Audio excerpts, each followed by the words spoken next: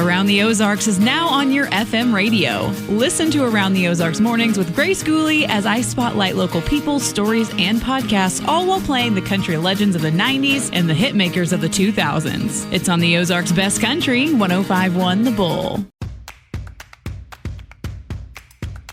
Hi, this is Joy Robertson. As many of you know, I love food. I love finding new restaurants. I love trying new dishes. And most of all, I love talking to the many great restaurateurs and entrepreneurs we have here in the Ozarks and beyond. I love hearing their stories, and that's what this podcast is all about, learning more about them and their journey. So join me as we savor the Ozarks. This episode is brought to you by Jim's Steakhouse and Pub, Kitchenland USA, and Springfield's locally owned Fazoli's. Once again, I'm in downtown Springfield. I am upstairs at one of the most iconic places in town. I'm inside the bread box, but it's upstairs at Mother's Brewing Company. Yeah, you know Mother's Brewing Company. Jeff Seifried is running the place now. You didn't start it, but you're keeping it going, and I want to hear the entire backstory about you, Jeff Seifried, from your history, moving to Springfield, city council. I'm going to let you go through all that, but thank you for joining me on Savor the Ozarks. I've been trying to get you on for a while. You're a busy guy. Well, I'm just following in your footsteps. Busy. Busy. It never ends. All right, so let's start with first things first. I do want to really dig into Mother's and the history and all of the different beers that you have in the events, but you are not from Springfield, Missouri, or the Ozarks in general, yet you are one of the most community-minded people I think I've ever known. What brought you to Springfield? Well, that's very kind of you. No, I am actually originally not from Springfield, but I do call Springfield my home, obviously. I grew up in North Dallas and Louisville, Texas, home of the Fighting Farmers, by the way, if you needed to know that. And actually what got me to Springfield was Drury University. So what a cool connection, at least for me. Drury at the time, and I think still does, recruits out of the Dallas area. And so they were basically in that space, and that's how I got here. So I went to Drury, like many people who at that age come to Springfield or have grow up in Springfield, they say, I can't wait to leave Springfield. When I graduated Drury, that was not the case. I thought, I love this place. It's amazing. Started my career in actually Ridgedale, Missouri, with a gentleman named Gorm Tuckson, one of my very close friends. It was a startup company, and we worked in the basement of Gorm's house. And so we did security products and all this stuff. Of course, mind you, that was just after 2001. Mm-hmm. So security was top of mind for everyone. So it was a hot business. And did that for just under 2 years and thought, boy, I think maybe it's time to try something a little different. The social life in Ridgedale, Missouri is not what many think it might be. Well, Ridgedale, Missouri, best known for Big Cedar Lodge. That's beautiful right. Part right on Table Rock Lake and down near Taneycomo and all of the lakes down there. But yeah, it's not real well populated. I mean, it's populated, but it's not like the Springfield metro area. Well, and you mentioned this. I like to be connected to the community, and that's ultimately what drove me back to Springfield, where I started at the Springfield Chamber of Commerce and started as manager of regional development. I didn't even know what that was, really. Maybe I still don't. But the whole point of that career shift was about connecting and helping communities and businesses grow. That was the deal. So working with the communities in the 10-county area to solve problems, whether it was we need a new sewer plant, we don't know how to pay for it, to this small business is trying to get a loan, to you name it. All of those things, that's what I did there. And along the way, I had the opportunity, crazy idea, which I think back and I just I just laugh, to serve on city council. I wanted to double down in Springfield because I saw opportunity to improve our community, and that's how that happened. And I actually got appointed to city council because there was a vacancy, a Zone 1 vacancy. I happen to live in Zone 1. Of course, Drury, but I owned a house, a small home in just off of Nichols. And that's kind of what got really, I don't know, accelerated my involvement in the community. And then I got to learn, really the ins and outs of Springfield. What makes Springfield tick? What are the real issues? What issues are all noise, I guess? We could probably talk about that for days. I'll tell you, they haven't changed a lot in 20 years. A lot of the same issues. But along the way, I had the opportunity to admire not only people in Springfield who are from here and do business here and live here, but also some business leaders and watch them with a close eye. What did you study at Drury? Business administration. Okay, I started to say, so you were kind of business-minded, but very, very community-minded from there. I didn't know if you studied like civic involvement in whatever way, or like a not-for-profits and what have you. No, I was heavily involved on campus at the time, and I will say that I was not a good student, but I did try to finish up my master's at Missouri State. I don't think I finished that. I think I'm not too many hours away. I probably should go back and look at that. We don't know? Okay, well, we could probably find that out just in case, because, you have all sorts of time to do that, I'm sure. But bad student is really the theme there. But you made it through because you entered a master's program. That's right. Well, I'm here. I'm alive, I guess. That's something. So you end up pretty much appointed in a position for City Council Zone 1. You live there. At the time, you were a single guy, correct? Yes. And that's all changed. We'll get into that momentarily. But you really learn the ins and outs of this town, don't you? Is it just me? And it's not just me. This is one unique pocket of the country. The 417. I have a friend who moved here from New York, and she and her husband were looking at different places to move, and she said the first time she visited here, she said, this is it. This is the most interesting mix of like Bible Belt meets counterculture she had ever seen in her life. She said, we have great food, very interesting people, very forward-thinking. Do you agree? We're a big, small town. And I love it because it's easy. I think back, and many folks have traveled. They've been to Dallas. They've been to Chicago. You've probably driven into, Kansas City and St. Louis. You drive and you think, oh my gosh, this is horrible. I don't want to drive in this traffic every day. It takes me. What I love to say about Springfield is, when we have guests that are in town, they're like, well, how long is it going to take me to get to that? I'm like, you're 15 minutes from literally anywhere, maybe 20. That's I know it seems like a small thing, but when we're limited in time, each and every day, sitting for an hour and a half in traffic one way to go to work or to do what you want to do doesn't seem appetizing. So the fabric of our community is really about great people who care, who want to do the right thing, and what you see is what you get. This is not I don't want to call out any other parts of our United States of America, but it's very honest here in Springfield, and I appreciate that. And so, my first aha moment, I think, on council, and I later did actually run a campaign, but it was unopposed, so I don't know if that matters, but was the first time I did a police ride-along. And you get to see parts of our community that you don't hear about every day or don't talk about every day. And so that opened my eyes to really, and again, say double down on our community, because we want better jobs for people. We want higher paying jobs in some cases for everybody. We want everyone to have better opportunities, because that's the only way you can ensure a strong community. And so, long story short, that's how my really passion for Springfield really kind of got started.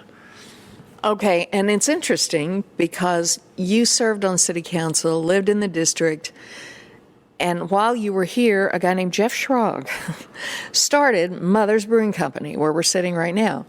And Jeff Seifried is now the mayor of Springfield. He went on to be mayor of Springfield. So there's just something about this community, and I guess coming and going and meeting people that just makes you want to get more involved. But I want to hear how you ended up here. So you were in the chamber here in Springfield. You did your whole deal with city council, and then at some point you ended up in the Branson chamber. How did that come about? Yes. So what a fun story. This is fun. I'm getting to remember all of the moments. I need to write a pamphlet. Yes, you do. A pamphlet. What not to do. It's not a book, but okay, a pamphlet on what not to do. You can give us a tutorial right now. Anybody can write a book, but can you write a pamphlet? So, it's rare in Chamber of Commerce land to be able to be promoted, especially to a higher level like a CEO job, and stay in your area, right? So most times you have to move away to go get the next job. And the Branson CEO position became available, the Branson Chamber of Commerce and Convention and Visitors Bureau. And a good friend, Tim Connell, was on the board, and he called and said, "Hey, we're going to open this job up. I think you should apply." And I said, "There's no way. I'm not doing that." And once I learned a little more about it, I thought, wow, this could be a lot of fun. I get to stay in the area. I love Branson. I love the lake. I love everything about Branson. Well, in Branson, Branson has millions and millions of visitors that come there every year, and lots of business owners and happy folks who live down there near the lakes, but a ton of visitors. And of course, you had lived in Ridgedale or spent a lot of time in Ridgedale, so you know your way around. Very familiar with the area. So I was fortunate enough to be offered that position. And so I stepped down from council and then went to work in Branson. And did that for about 5 years and worked through the pandemic, and then had another opportunity. And I thought, well, the thing with the CEO jobs is, the average tenure is about 7 years. You want to leave on a high note. And I thought, well, this could be that high note. Let's see. The economy's back open. We had just come off record years of tourism. And so ended up going into insurance for a bit, and thought that was an interesting decision, and with the intent that I wanted to own a business. That was the intent. And so the whole goal there was to do that. Ended up shifting out of that, and over time, decided. I remember sitting down with Lindsay, my wife, got married in the process. That would have been 2018, I believe. I hope that's right. I was going to ask, Quinn, because you had a beautiful wedding. You got married on the campus at Drury, inside the Stone Chapel. Absolutely gorgeous. And Lindsay's wonderful. Now you have a beautiful daughter. Congrats on the sweet little girl you have. Yeah. Thank you so much. Lots of life changes for you. We like to do it all at once. Why wait? So in, I guess that would have been just 2022-ish, I had a phone call from Kingsley Group, Joe Howard at Kingsley Group, which is a business brokerage firm. And he said, "Hey, I want you to look at this deal called Blackwell's." And I said, "Well, I don't know what a Blackwell's is. Blackwell's Men's Clothing in the Brentwood Center. It's for sale, and I think you should look at it." So went over, looked at it, fell in love with it. It's been around since 1896. It was in Bolivar originally. I did not know that, but when you said that, I knew exactly what you were talking about. Senator Roy Blunt used to work there when it was in Bolivar. A lot of famous people used to work there.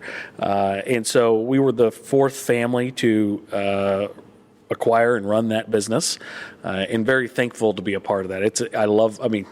I'm a guy, it's men's clothes. What else do you want? And then at the same time, I had started speaking with Mr. Mayor Jeff Seifried, not mayor at the time, but now Mayor Jeff Seifried, about what, we get together often and talk about, our loves and challenges of Springfield and business, and it came up what his plan was for mothers. And he said, well, I don't know. I feel like I want to start another business. He's a serial entrepreneur. I don't have the capacity he has. He can sketch something out on a piece of paper and then go start the business. I wish I could be that creative. I'm not that person, I can tell you. So through that, he goes, well, I might look to sell mothers. If you have interest, let's talk about it. I said, maybe I pushed in a little harder. So I said, sure, let's talk about it. So it took us about a year to get there and figure out how the deal could work. And what I love about Mothers is the passion of us as a company, but what it stands for, right? The Mothers brand and what Schrag had come up with is really, it's how we make the beer. It's with a mother's love, right? And so the passion that Springfield has shown for this business, for a long, long time, and still today, you need a local brewery. It's like the local football team. It's one to root for. It's one to care about. And so as I traveled around the state and in Arkansas, and I've meet with distributors and customers, and they all share that similar love for mothers and appreciation for what, the passion that we have for our product. And I will tell you, what I've always been impressed by is our company's focus on quality. It's probably the most expensive thing that we do. If a beer is not up to par, and in craft beer, things happen. We're working with agricultural products. And so if it's not up to par, then, it gets removed from the equation, if you will, and that's expensive. And things happen, and it happens to everybody. So we're not a Coors Light. We're not a big house, if you will. So we're a small operation, considerably smaller, but we're in 200 Walmarts, and we're in Hy-Vee, and we're in Price Cutter, and we're very Come and Go, which is now Maverick. We're very happy with the level of support that others have shown us. And we are a distribution brewery. That is what the focus was in 2011 when Schrag opened Mothers. It was not a focus on a tap room. He wanted the beer to be everywhere, and through time, things change and evolve, and we have this beautiful 2-acre outdoor space with a tap room, and we have a children's play area. We have all the things. Interesting topic. We can talk about it. There's just so much to this place, but what used to be in this building? It was a bakery, wasn't it? So you're sitting in a 100-year-old bakery, and so this was Butternut Bread Company. Hence the bread box is why we're in the bread box upstairs. And this part of the building you're sitting in was built in the 40s, and it was the bread company's offices.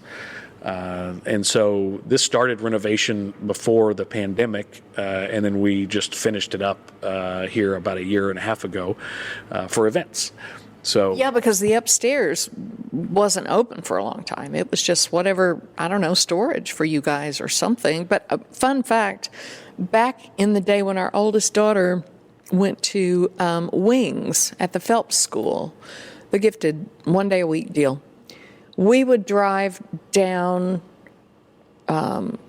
Grant, or we would otherwise pass on Walnut Street, and we would smell the bread, and we would roll the windows down on the way to school, both ways, to get a big whiff of the bread that used to be baking here, and that was not that long ago. It was not, well, it would have been 2009, I think, is when, if I remember correctly, is when they closed the bread company, when all of bread companies in America went to other countries. And so it's funny, just a side note, when we were clearing out some space downstairs 2 years ago, we actually found a loaf of bread. It was in packaging, and we took it out, and it looked like it had just come off the bread line. Oh, wow. But it was hard as a rock. So I don't know what that says about the bread, but there was no mold on it. I can tell you that. Well, that's a plus. You should put it in a shadow box or something and set it out for all of us to enjoy. I don't know where it is now, but that's so funny. Yeah. So, this building in particular, like many in Springfield, is iconic. Many people come by and say, oh, my father or mother used to work here. And they would love to come by. We welcome all of that. Come visit. And they always remember two things. One is the smell in the air, and two is, I guess we used to have a sign on the building. The bread company that had like slices that were, falling off a loaf of bread, and so people remember those two things about the building. So has a special place in people's our lives, and it continues today.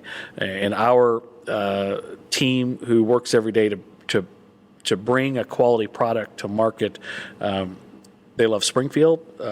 They love mothers, and they love doing the right thing. It's that culture that Schrag has created that now I get to enjoy and work with people who know what they're doing. Beer is not my background. I was going to ask you, you drink beer, but have you ever brewed beer in your life? I have stood by the brewer and learned as much as I can. But we have, on average, we have a team of 3 brewers, and they manage the program. And they're so talented. They're trained to do this. I mean, this is not a hobby for us. This is a career, and that's really the difference. So, being a distribution brewery, we have a different set of priorities and challenges that come with that. And we're not just the local neighborhood bar, if you will. Well, this building was really good for that, because I'm guessing those loading docks and all of that were already there. I really don't remember, but I would assume they were. I love, by the way, the big original butternut bread sign over the bar upstairs, plus all of the canisters down here and the bar stools. This is just such a cool place. But yeah, this place seemed tailor-made for what you call a distribution brewery with what started with a very small tap room. Yeah, and thank you for the compliments of the bread box, by the way. This is my favorite place to be, either for early morning coffee or right about 6 o'clock in the evening. The sun's going down. You can watch the sun set on downtown, so the sun hits downtown. It's beautiful, and then in the evening, this space just glows with all of the unique lighting that we've put in, and so it's really cool. We've managed to we do a lot of private events up here. We've been doing a concert series up here. You may have seen more recently. We're doing a brunch series in the bread box, and Foch. A sing-along brunch with Jay Foch. Sing-along brunch, and it's been very popular. And we added a kitchen to this space to really benefit from, my gosh, almost 8,000 square feet, 4 downstairs, 4 upstairs, plus the kitchen, and activate it. The barrel house downstairs we used for storage. So in 23, when we bought Mother's, we were using that for storage. And Lindsay and I walked through and said, wow, what a cool space. This arched roof in the barrel house. It reminds me of like going to California to a winery or something really cool like that. So we made the investment to turn that into event space. Now that has been just fantastic for events. We added the deck on the side of Grant Street. Thank you for reopening Grant Street, City of Springfield. We appreciate that. Yeah, the Grant Avenue Parkway, which runs clear through the city, and they're still working on that. But that's a nice addition. Yes, it's been closed for a while, and I'm glad it's open. Yes, I'll bet you are. Yeah. And so all of those things finally, so this is really the first full year of us, really enjoying the benefits of all the investments that we've made in this property to maximize every square foot that we can. Well, it's such a popular place. Is the upstairs, is this bread box open all the time, or is it? No. So tell me what the parameters, what are the hours here? What's the program? So we offer, let's start from the tap room. So we offer food now Wednesday through Sunday, 2 p.m. to close. And so that's pizzas and wings and gigantic pretzels with beer cheese and a host of other things. So, the key for us was making sure people would come here and they'd say, boy, I'm kind of hungry. And we didn't really have an offering. And so they would end up going somewhere else and enjoying their day or evening or whatever. So that was key, getting the kitchen going. The bread box is really event only. So it's events that we're putting on, or it's events that people want to rent the space for. And so we advertise all those events on usually Facebook events or something like that, on Instagram. And then downstairs is really the barrel house. We use it for overflow, especially during the summer. If people need to come in and cool off, it's air conditioning. And so, but that space generally is rented as well. So we have two spaces that are rentable, and up here we've had as many as 250 upstairs. Wow. And then downstairs, seated is about 220 comfortably. So, we've tried a couple of different things over the last 2 years. We opened a coffee shop for a half a second, and that was in an idea and an effort to activate this side of the building. It's one of the biggest complaints we have from customers is they come here because Google Maps will take you to the dock door.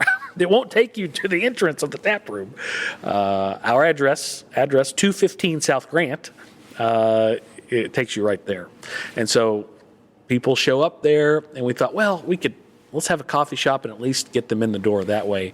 Coffee has evolved quite a bit in terms of people want a drive-through. They want 3 lanes of a drive-through, apparently. And those 3 lanes are busy all stinking day. It's bizarre. Yeah, they're busy all day. And my hat's off to, again, didn't know anything about coffee other than I drink coffee. Yeah. But my hat's off to the folks in Springfield who get up each and every day, roast their own beans, sell coffee. I give them a lot of credit. And everyone was very supportive. So we've moved on from that. We do a lot of bridal showers in that space now. We rent the old coffee shop. How many can you accommodate in there? Oh, about 20, 25. Okay. Yeah. All right. So you do rent that out as a space, or use it maybe as an overflow, I guess, for the barrel room? That's right. Yeah. It's been great. So, and now we don't have to take all the coffee equipment every time we rent it out of the room because it's ready to go all the time. And you have the deck outside. We have the deck. We have the deck. Also, another favorite spot of mine. After a long day, I like to sit on the deck and view the downtown area.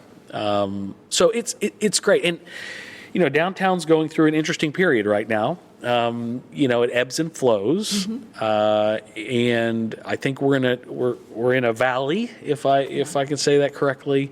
And what I'm most excited about in terms of the future of downtown is this convention center conversation. I know this is not what this is about, but I got to give you some stats real quick, and this is why it's important. Go for it. I'm all about it. So when we talk about a convention center, I think there's 3 points that are kind of misinformation, but let me talk about just 3 points. One is, the convention center construction and operation would be paid for by a visitor tax on hotels. That's how it would be funded. The everyday Springfieldian is not going to pay for this asset. Second fact, interesting. Right now, the Expo Center is an unsellable asset. We can't market it to conventions, right? We're not trying to take conventions away from the fairgrounds and the Oasis. It's to bring large conventions that we can't currently host. Mm-hmm. Right now, the Expo Center hosts about 12 events a year. 12, that's it, just 12. That's one a month. And that's really not a workable asset in its current form.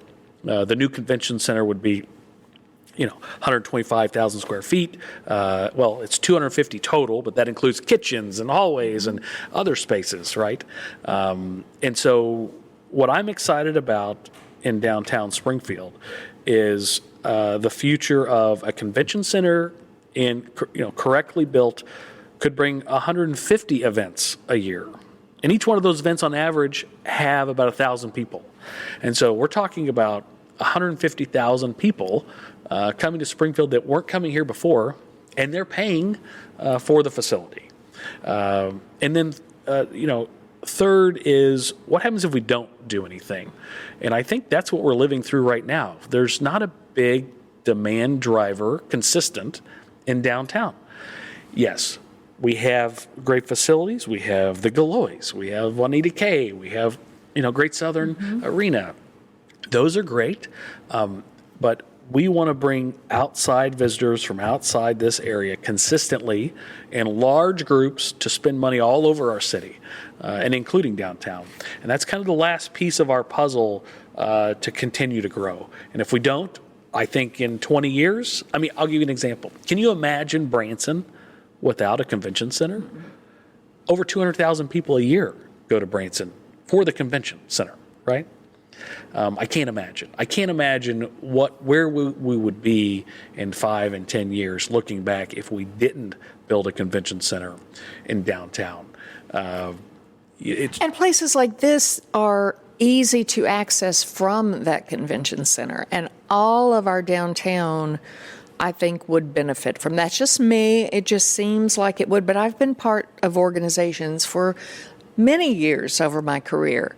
And I've said, you know what, why don't we consider doing this in Springfield? And there's always, there just isn't quite enough, not quite enough. There just is not enough space for us to do what we need to do. And this could be a game changer, my opinion. Well, and, I think it's important to note, of course, I have a self-interest in seeing downtown be successful, of course, but I want more businesses to locate here because there are more business opportunities. It only helps everybody. Having less people, less traffic, less businesses downtown does not help everyone. And so I only mention that because I'm excited about the future of Springfield, what we can accomplish. There's, as we say, low-hanging fruit that we need to go get, and that's at the most immediate on April 7th. That's what it's about. As I look to, mothers, we're going to continue to make great beer. We're going to continue to invite all of Springfield and the region into our home here and have a good time. And that's what it's about, connecting people and having a good time. When you're responsible for feeding a group, you want it to be simple. And, of course, you want everyone to love it. Fazoli's Catering makes it easy with baked pastas, pizza, fresh salad, and our famous signature garlic breadsticks. It's a great fit for any size office lunch, meeting, family gathering, team meal, or any occasion. Find the menu and order online at Fazoli's.com. Fresh Italian Fazoli's. Some people check the weather. Others check our soup of the day. Hi, this is Jim with Jim's Steakhouse and Pub. Our soup of the day changes, but the comfort never does. Just check with your server, because nothing takes the edge off a cold day like whatever's simmering at Jim's. When you walk through those legendary doors, you're gonna find there's so much to love. So do yourself a favor, dig that service and flavor. Jim's Steakhouse and Pub. Have you heard the news? Kitchenland USA in Nixa has expanded with a new 2,000 square foot addition. Now they're fully dedicated to your kitchen and bath projects from start to finish, and it's all under one roof. Stop by the new showroom to see and touch the newest sinks, tubs, walk-in showers, faucets, lighting displays, tile, and flooring, all in one showroom. Kitchenland USA, newly expanded kitchen and bath showroom in Nixa, where your vision is our mission. Talk about your beer. I don't even know how many mothers started with, but you've got a ton now. So what's fun about craft beer, in my mind, is we have been always a front runner of innovation in craft beer. It's fun because a lot of the breweries in our town, they do a great job, but a lot of those folks have at some point worked here. And again, we're we're a mass production brewery, so it can wear people out, and there's no shame in saying that. It's just, it is what it is. So, but through that, we have been able to innovate. Today we have over 20 beers on tap. We have anywhere from maybe 12 to 14 beers in the market that people can go get from their grocery store or from their favorite bar or restaurant. And so, today Little Helper is still our number one beer. That's my favorite. I was about to say, that's absolutely my favorite. Mother's Little Helper. It's the number one IPA in Southwest Missouri, and it's most recognizable, and it still is the go-to, and it's my go-to. I was going to ask you. Yeah, it's definitely my go-to. We've this last couple of years, we've been a partnership with Missouri State, so Mo State Beer, which is a light lager, has come out. We've done a lot of other private label work, which has been great. We have the airport bar. I don't know if you've been to the airport. Yes. Is it both bars or is it the one down at the end? So it's a partnership with the operating company there that manages that. So it's branded Mother's, and it's at Gate 10. Of course, they're redoing the floor right now, so as soon as that's completed, I think the bar comes back. But our beer is on tap at the main location and at that specialty bar, which we're so proud of. And you've seen it. It's Mama's Home. It's Mama's Home bar. Yeah, it's a lot of fun. So anytime you get off the airplane, you're supposed to yell Mama's Home. So, next time. Noted. You'll hear me yelling next time for sure. You might get $1 off your beer.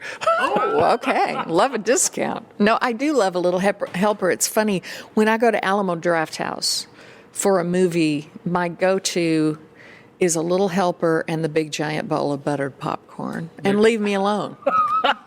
And let the movie begin. Yes. That's right. I don't know why. And I love it always. But when I go there, I man, I'm up for Mother's Little Helper. I think I'll go to the movies and have some salty popcorn to go with it. So good.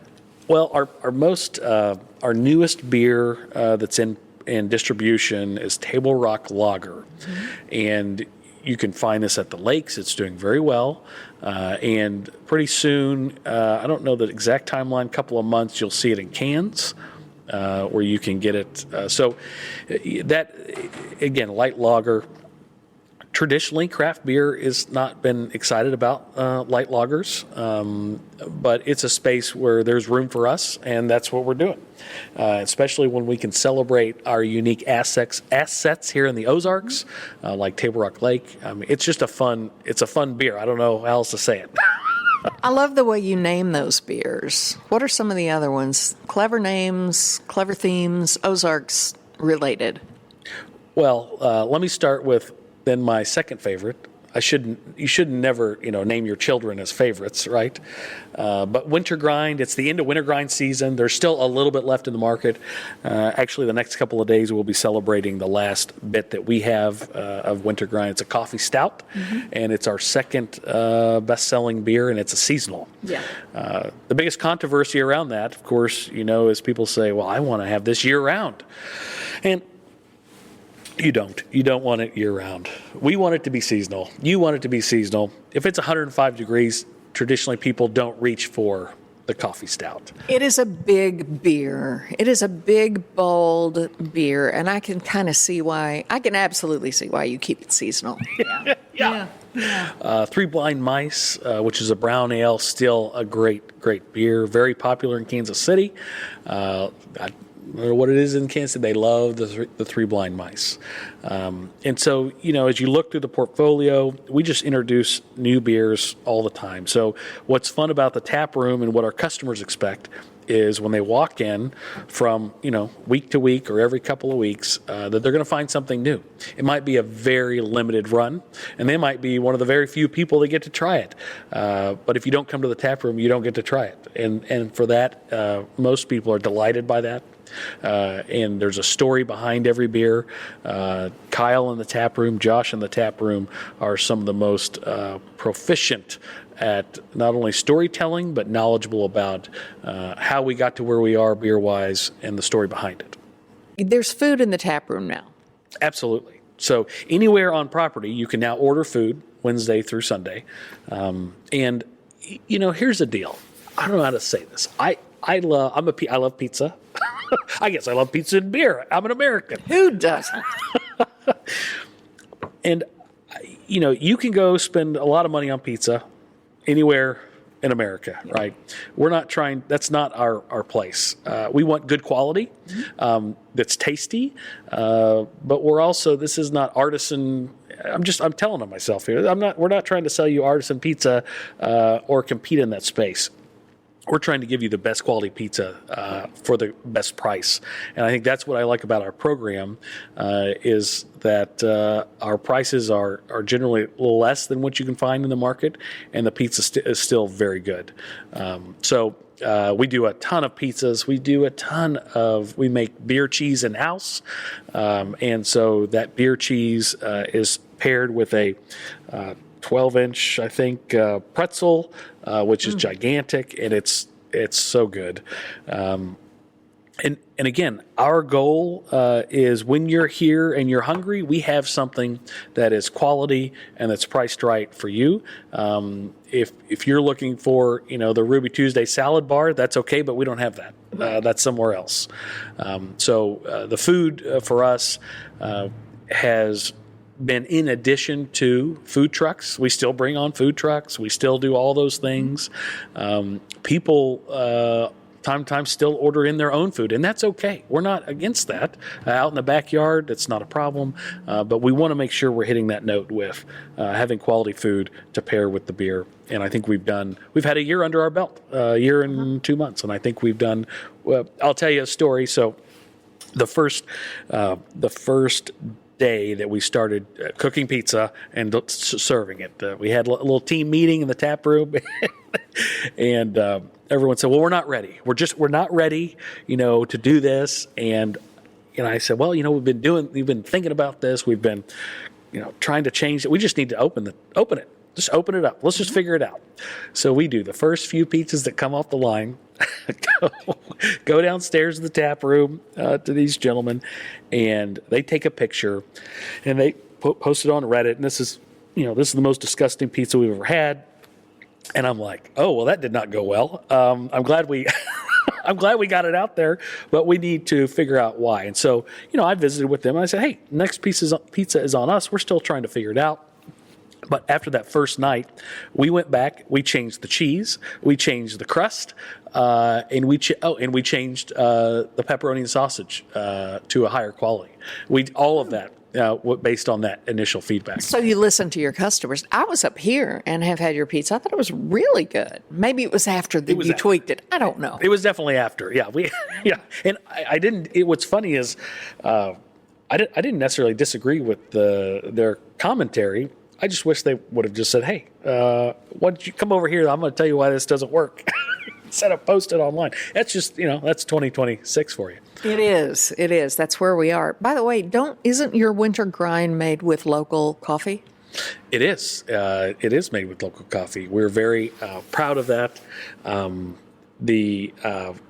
We have used a number of local sources over time, and it continues to be a very proud product that we are able to deliver. So, and again, what's funny about that is, as we're looking at coffee, it's an agricultural product, and people call us all the time and they say, well, this tastes different from last year. Well, it might taste a little different. It's an agricultural product. It doesn't, it's not highly processed. It's not any of that. So we've always trained ourselves as Americans to always have the same exact taste no matter what. But when you're dealing with agricultural products, they do shift a little bit from time to time. So. Mother Nature's going to do what Mother Nature's going to do, and it might move things around a little bit. That's exactly right. That's exactly right. I want to talk real quick about your logo, which I'm guessing maybe Jeff Seifried and company came up with that, but it looks for all the world. I guess it's a tattoo.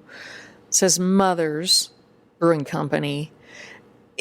I heard somebody the other day say some businesses they just come into this world and they're a hit, and it's like a legacy business, a logo. from the get-go. I feel that way about Mothers. I feel like when Mothers hit the ground, it was just a mainstay, and it was going to be here forever. And I hope it is. But did you feel that way the first time you came over here, and the first time you saw it, and the first time you tasted it?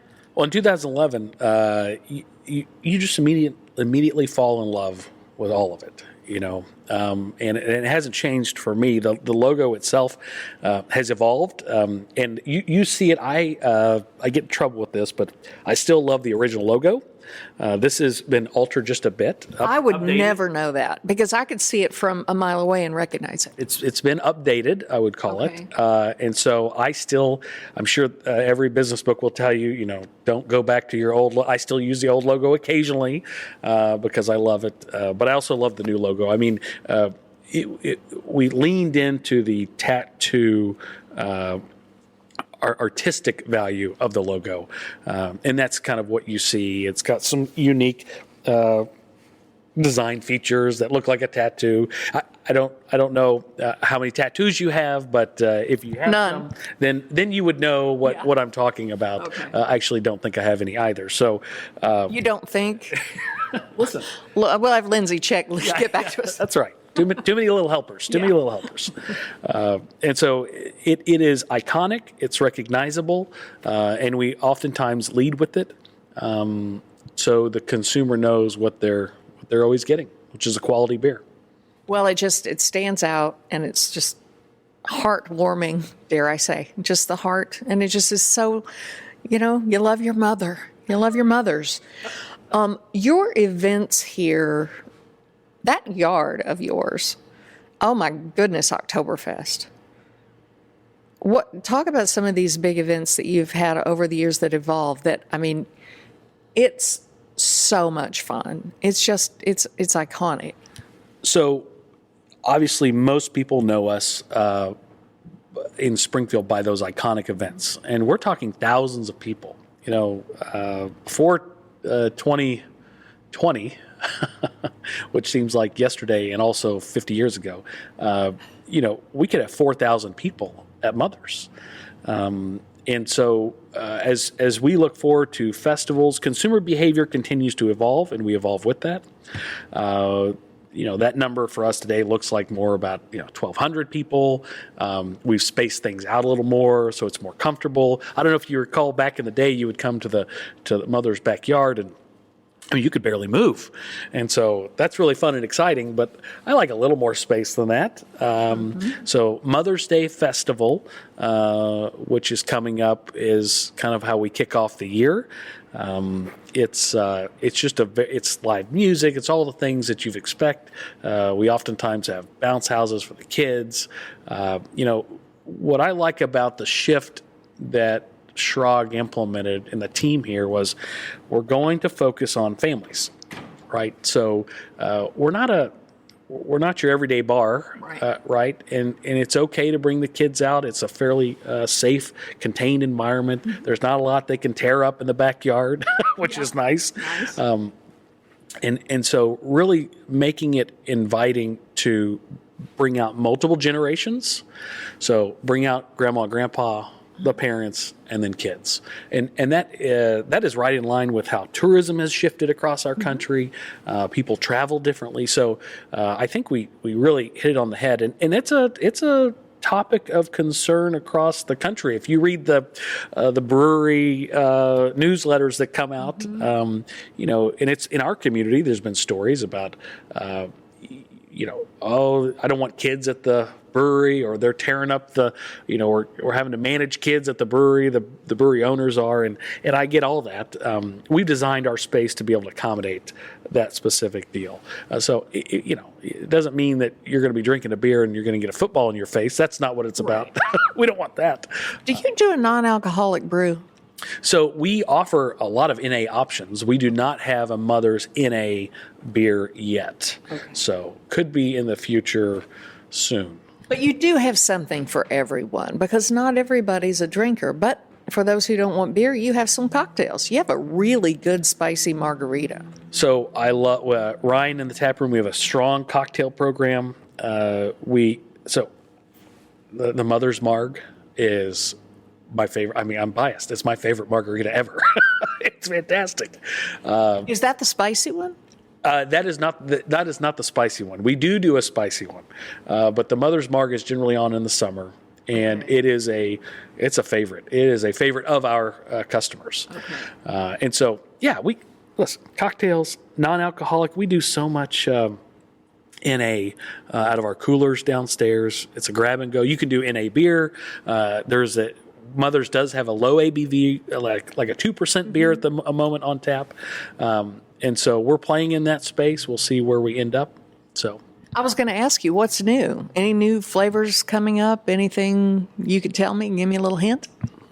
I would say for us, we trial beers in the tap room 6 months to a year before we put it into production to make sure that we're dialing it in. Mm-hmm. So if this batch wasn't just right, we take consumer feedback and then we dial it in.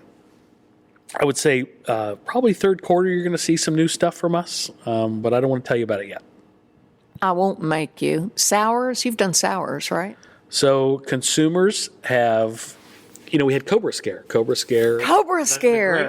Oh, that's one of the ones. Yeah, because the cobras that were loose 100 years ago or however long in Springfield, that was a big, crazy story. But you did a Cobra Scare beer. 1953, I think. It wasn't that long ago. Well, we're getting there. I just knew it was a long time ago. John Sellers from the History Museum. I love to hear him recount the story of the people driving down the street playing the Snake Charmer music from the back of the truck, hoping they'd come out of their hiding. That was so weird. But anyway, what better way to mark that little bit of Springfield history than with a good beer? Well, the funny part of that, snakes can't hear, so it's not like they can hear the music, but it did calm the citizens down. And after you drink a few beers, that seems like a great idea, right? So sours have come and gone. They were really strong a couple of years ago. Consumers have said, for a distribution product, it's probably not right for us at the moment. But I would say what we're discussing is the old McRib version of, so McRibbit, limited time only. That I believe that was 1953 in August. If I have my dates right. So I would imagine sometime around there you're going to see a quick Cobra Scare right here at the brewery for a limited time. Okay. So you do your sing-along brunches, you have private events, you do Mother's Day. Fall and Oktoberfest has always been just, dare I say, just madness. Absolutely. You see people dressed up. It's just fantastic. Stein holding competitions, sing-along competitions. We did a karaoke event last year for Oktoberfest. People take it very seriously. They dress Lederhosen. Sure. Oh, Lederhosens for days. Yeah. It is probably. I love Mother's Day, but Oktoberfest it's a great time. It really is a great time. And people get confused on the date. I'm going to look it up while we're talking, but we mirror our Oktoberfest. People are like, why is it not in October? Well, it's in September because that's when Oktoberfest starts, the real one in Germany. The real one. So we kind of mimic that version. And Springfield has always been so supportive of those two events. And we're very thankful, and I hope we continue to delight and dazzle people when they come for those events. But it's been a lot of fun. And, the backyard now has a stage. So we're able to do events out on the stage. The Partio, which is a patio. So the Partio is a very popular spot. Mm-hmm. We've got a misting system now to cool people down. Nice. So you'll see that. A lot of things will be changing this year to improve on years past, just as we do every year. I've been here for lots of events outside, and I've loved to see it grow with more seating. And, you can come in and out of the tap room easily. And yes, the stage with the music. This is a big space. This is a big piece of real estate down here. But really, this was your foray into hospitality? Yeah, that's right. Working with the public is working with the public, and I love every one of them. And it reminds me of when I'm out in public in a place, maybe I should just, comment directly to the owner or to the staff person in a polite way, remind everybody. But yeah, it's great. I mean, here's the thing. You don't come to Mother's with a bad attitude. Right. Generally, right? You're coming here because you're looking to have a nice time. You're connecting with friends or family. And so when I go out in the backyard or in the tap room and visit with customers, they're happy. Everyone's happy. They're happy to be here. They're celebrating something important in their lives. They're talking about plans for the future. Something fun is happening. And that's what I love about coming to Mother's every day is hearing those stories and get to experience those joys in other people's lives that they're celebrating. It's a lot of fun. It's a very unique business. I'll give you that. It's very unique. Well, you're very good at it, and we all appreciate what you do for Springfield and our region, where we can go into stores in different cities and find the beer that we love, that we know from home. And you don't see that everywhere. And I really admire that about you. But Jeff Seifried, I can't thank you enough for taking time to talk to me. We've been trying to do this for a while, but like I said, you're a busy guy, but I was able to corner you for just long enough. So say hi to Lindsay and that beautiful little daughter of yours. And, when something's coming up here at Mother's Brewing Company, you let me know. We'll talk again. Done. Thank you so much. We appreciate you. Be sure to go to AroundTheOzarks.com to sign up for our daily newsletter, where you can get every episode of Savor the Ozarks, plus all our other podcasts, events, and contests straight to your inbox. And what are your favorite dishes in the 417? You have any restaurants you'd like me to visit? Email me at joy@AroundTheOzarks.com.